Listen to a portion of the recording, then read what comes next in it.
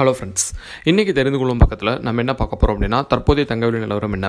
So US trading session முடிவில் வந்து பார்த்திங்கன்னா தங்கவிலை என்ன அப்டேட் இருக்குது, நாளைக்கு என்ன ப்ரைஸ் அப்டேட் ஆகிறதுக்கான வாய்ப்பு இருக்குது, இந்த மாதிரியான எக்கனாமிக் இன்ஃபர்மேஷன்ஸ்லாம் நாளைக்கு நம்ம கவனிக்கணும். இதுக்கு மேலே கோல்ட் ப்ரைஸ் எப்படி மூவ் ஆகிறதுக்கான ஒரு சான்ஸ் இருக்குது அப்படின்னு பற்றின டீட்டெயில்ஸ் இந்த வீடியோவில் பார்க்க போகிறோம். வீடியோக்கு போகிறதுக்கு முன்னாடி சேனல் யாராவது சப்ஸ்கிரைப் பண்ணுங்கள். அப்போ தான் நான் போட்ட வீடியோஸ் தவறாமல் உங்களை வந்து சேரும்.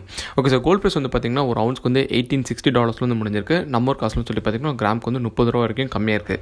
ஸோ இன்றைக்கி கோல்ட் ப்ரைஸ் வந்து பார்த்திங்கன்னா US டாலர் வந்து $1880 ஓப்பன் ஆச்சு. இன்றைக்கி ஒரே நாளில் வந்து $20 வந்து குறைஞ்சிருக்கு. ஸோ இது வந்து பார்த்திங்கன்னா கிட்டத்தட்ட வந்து $1900 நோக்கி போயிட்டு இருந்தது வந்து இமீடியட்டாகவே வந்து ஒரு $40 வந்து இந்த வாரத்தில் வந்து குறைஞ்சிருக்கு. இது ஒரு பெரிய ட்ராப் தான் நம்ம வந்து கன்சிடர் பண்ணோம். இதுக்கு அடுத்து நம்ம சில்வர் அப்படின்னு சொல்லி எடுத்துக்கிட்டோம்னா ஒரு அவுன்ஸ்க்கு வந்து $25.15 வந்து போய்கிட்டு இருக்கு. நம்ம ஒரு காசுலன்னு சொல்லி பார்த்திங்கன்னா ஒரு கிராமுக்கு $2.20 குறைந்த ஒரு ஸ்டேஜ் வந்து போயிட்டு இருக்கு. இன்றைக்கி மட்டுமே கிட்டத்தட்ட 3% மேலே வந்து சில்வர் ப்ரைஸ் வந்து கம்மியாக இருக்குது. ஸோ இன்றைக்கி இந்த கோல்டு அண்ட் சில்வர் ரெண்டுமே வந்து கம்மியானதுக்கு ரீசன் வந்து பார்த்திங்கன்னா அகைன் டாலர் இண்டெக்ஸ் தான்.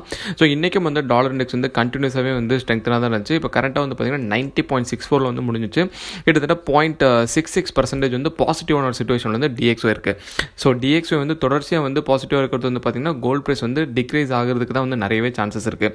ஸோ இன்றைக்கி நம்ம யூஎஸ் ட்ரேடிங் செஷன் எடுத்துக்கிட்டோம் அப்படின்னா எக்கனாமிக் டேட்டா வந்து நிறைய இது நெகட்டிவாக தான் வந்துச்சு. 2 தான் பாசிட்டிவாக வந்துச்சு, மிச்சம் எல்லாமே நெகட்டிவாக வந்துச்சு. பட் இருந்தாலும் வந்து பார்த்திங்கன்னா டாலர் இண்டெக்ஸ் வந்து பெரிதளவில் அஃபெக்ட் ஆகல.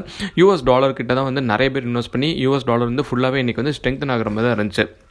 ஸோ அந்த ரீசனால தான் வந்து பார்த்திங்கன்னா கொஞ்சம் நேரத்தில் வந்து பார்த்திங்கன்னா அதாவது யூஎஸ் ட்ரேடிங் செஷன் ஆரம்பிக்கும் போது ஸ்லைட்டாக தான் வந்து கோல்ட் ப்ரைஸ் வந்து ட்ராப் ஆகிருக்கும். பட் அங்கேருந்து கொஞ்சம் நேரத்தில் வந்து பார்த்திங்கன்னா ரொம்பவே வந்து ஜாஸ்தியாக ட்ராப் ஆக ஆரம்பிச்சது. இது எல்லாமே நம்ம இன்றைக்கி யூஎஸ் ஸ்டாக் மார்க்கெட் அப்படின்னு சொல்லி எடுத்துக்கிட்டோம்னா டெக்னாலஜி ஸ்டாக்ஸ் மட்டும் வந்து பாசிட்டிவாக முடிஞ்சது. அது இல்லாமல் S&P 500 அதுக்கப்புறம் வந்து டவ் ஜோன்ஸ் இது ரெண்டுமே வந்து நெகட்டிவான ஒரு சிச்சுவேஷனில் தான் முடிஞ்சிச்சு. இப்போ இதுக்கு அடுத்து வந்து பார்த்திங்கன்னா நம்ம கவனிக்கிற இன்ஃபர்மேஷன் வந்து US stimulus. So US stimulus வந்து பார்த்திங்கன்னா 2 விதமாக வந்து ரியாக்ட் பண்ணுது. ஸோ ஒன்று என்னன்னு சொல்லி பார்த்திங்கன்னா எக்கனாமிக் வந்து சப்போர்ட் பண்ணுறதுனால ஸ்டாக் மார்க்கெட் வந்து கொஞ்சம் வந்து பூஸ்ட் ஆகும். அதே சமயத்தில் வந்து டாலர் வந்து வீக்கன் ஆகிற வந்து பார்த்திங்கன்னா கோல்ட் ப்ரைஸ் வந்து இன்க்ரீஸ் ஆகிறதுக்கு ஒரு சான்ஸ் இருக்குது. ஸோ இப்போ கரண்ட்டாக வந்து பார்த்திங்கன்னா ஃபுல்லாக வந்து இந்த ஸ்டிமுலஸ் பேக்கேஜ் வந்து ரிலீஸ் பண்ணலை. ஸோ தற்போதைக்கு வந்து பார்த்திங்கன்னா வந்து எக்கனாமி ஓரியன்டான பேக்கேஜஸ் மட்டும் ரிலீஸ் ஆகும்போது உங்களுக்கு வந்து இனிஷியலாக வந்து ஸ்டாக் மார்க்கெட் வந்துலாம் வந்து பாசிட்டிவாக இருக்கும். அதுக்கப்புறம் வந்து இந்த அன்எம்ப்ளாய்மெண்ட் எய்ட் இதெல்லாமே வந்து கொடுக்கும்போது வந்து பார்த்திங்கன்னா அகைன் வந்து கோல்ட் ப்ரைஸ் வந்து இன்க்ரீஸ் ஆகும். ஸோ இது வந்து 2 பேட்டர்னாக வந்து நடக்கிறதுக்கான சான்ஸ் இருக்குது. இதுக்கு அடுத்து நம்ம இன்றைக்கி பிரிட்டன் லாக்டவுன் அப்படின்னு சொல்லி பார்த்தோம் அப்படின்னா டிசம்பர் 26 லண்டன் மட்டும் இல்லாமல் இங்கிலாண்டில் உள்ள நிறைய பகுதிகளில் வந்து டிசம்பர் 26 இன்டென்ஸ் லாக்டவுன் வரதா வந்து சொல்லியிருக்காங்க. ஸோ இதுவும் வந்து பார்த்திங்கன்னா வந்து GBPயை மேலும் வந்து வீக் பண்ணி USD ஸ்ட்ரெங்தன் பண்ணுறதுக்கான சான்ஸ் இருக்குது. இதுவும் வந்து கோல்ட் ப்ரைஸ் வந்து டிக்ளைன் பண்ணுற விதமாக தான் அமையுது.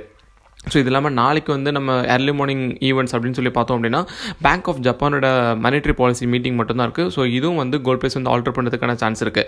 ஸோ இந்த மீட்டிங் வந்து கொஞ்சம் நெகட்டிவாக போச்சு அப்படின்னா டாலர் வந்து இன்னும் ஸ்ட்ரெங்தன் ஆகும். ஸோ இது வந்து பார்த்திங்கன்னா வந்து கோல்ட் ப்ரைஸை இன்னும் டிக்ரீஸ் பண்ண வைக்கிறதுக்கு தான் சான்ஸ் இருக்குது.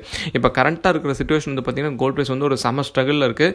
அதாவது ஒரு டாப் லெவலில் போக வேண்டியது வந்து பார்த்திங்கன்னா இப்போ யூகேல ஏற்பட்ட அந்த புது கரோனா வைரஸ் ப்ராப்ளம்னால வந்து ஒரு பயங்கரமான ஸ்ட்ரகிள் வந்து கீழ் நோக்கி தான் வந்து போயிட்டுருக்கு. ஸோ எப்படி ப்ரைஸ் வந்து இதுக்கு மேலே வந்து ஆல்டர் ஆகுது அப்படின்றது நம்மளோட அடுத்தடுத்த வீடியோஸ்ல வந்து பார்க்கலாம். இந்த வீடியோ உங்களுக்கு பிடிச்சிருந்துச்சுன்னா லைக் பண்ணுங்கள், உங்கள் ஃப்ரெண்ட்ஸ்க்கும் ஷேர் பண்ணுங்கள், சேனலை மறக்காமல் சப்ஸ்கிரைப் பண்ணுங்கள்.